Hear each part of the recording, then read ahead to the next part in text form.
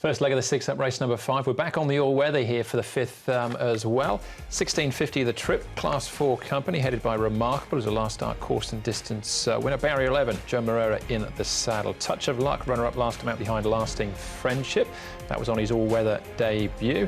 Lariz, visor off, cheek pieces go on as he makes his first start on the dirt. The Full Bloom was a winner over this trip. 2 starts back at Happy Valley on the turf. Joyful Contender, inside gate for him. Matthew Chadwick, cheek pieces go back on. Lucky Win-Win, last start course and distance winner. Sorry, last start course winner. That was over the 1800 metres, so down in trip, up in class, and Victory Song, 0 from 4. His Hong Kong career so far. He makes his all-weather debut. Remarkable and the Full Bloom are the horses that have been up at Chung Fro in the last month.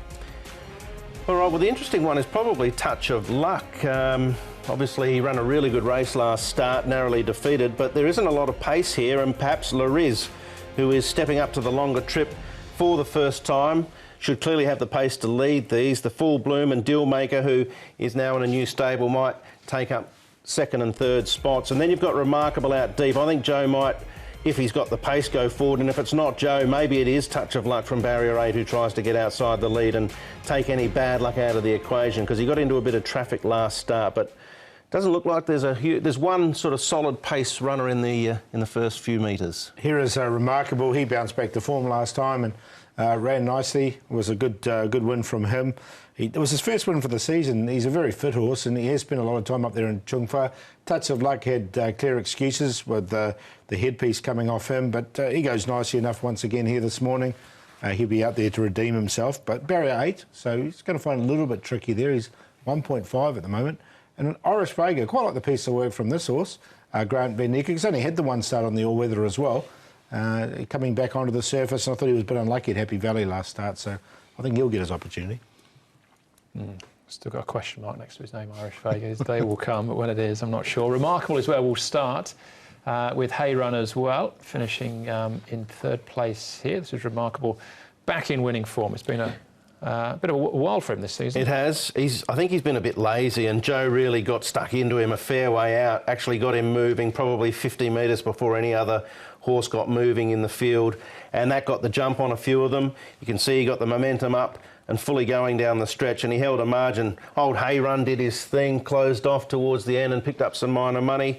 I'm not suggesting Remarkable can't win again based on that performance. That might have just freshened his mind up a little bit about what he's meant to do. Yeah, I got him in the numbers. On a minor line, though, because he's up to 133 pounds. He's drawn Barrier 11. There he drew Barrier 5, and he was a little bit more forward. I think from 11, they're going to have to go back a little bit. Yeah. All right. Touch of Luck in folding and good fit here. As we pick it up, Touch of Luck probably has the pacifiers on still at this stage, but they're coming loose and eventually flip back over. I don't know if it cost him the win or not, but it would have been slightly off-putting, I'd imagine. Yeah, definitely. And I thought it was a good run from Enfolding. He's only had limited starts for Casper Founds, and the 2 starts, in fact. I think he'll be a fitter horse for this. And he's going to be a good price. He's like a lot bigger than, obviously, he's, 10 compared to 1.5 of a Touch of Luck. So at the price, so I'm more interested in him. Yeah, I am a bit too. He drew 8 there and had to come really wide, get going a long way out, 5, 6 deep, whereas he's drawn 2 on this occasion. So he might get the more economical run down nearer the rail, and I like the way he's going for Casper 2 at the moment. All right, Lucky Win-Win comes up in class, but he drops in trip. This win over the 1800 metres as we pick it up was his second one, but he is a winner over this trip in the past as well, last season. Yeah, he definitely did. And look, he did have the race run to suit here because they went really fast, and he came down the middle of the track and hit the line very strongly. He does come in with a lightweight. He's up to a rating of 45 now.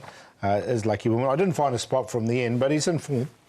Yeah, I did. I thought he ran away nicely here, but it is going to be tougher, as Paul's mentioned, and he has had 6 goes in this class before and never been able to find the frame. But he's finding form towards the end of the season, and as Paul said, I think that form can hold him a fair bit in this race. Whether he can win it is a big question.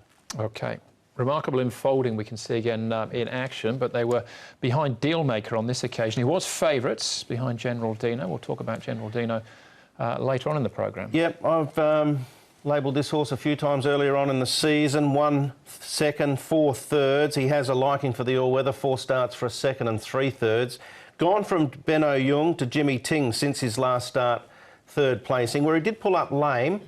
So he's a definite liker of the surface, but it's been a while since he's raced. Yeah, and Unfolding changed stables after that run as well. That was his last run with the previous stable, and Casper took over Drawn after. 13 deal maker. It's a tough welcome back to the track. Certainly is, but touch of luck at the moment, Paul. 1.5 hasn't been missed. No, he hasn't at all. I think he could get overbet, this horse, so I think he's a legitimate winning chance, don't get me wrong, but he could be overbet because of those issues he had last time. So I'll go with Unfolding to beat him, and I think we'll get a double figure or close to price on him. He's 10 at the moment, so he's on top to beat Touch of Luck.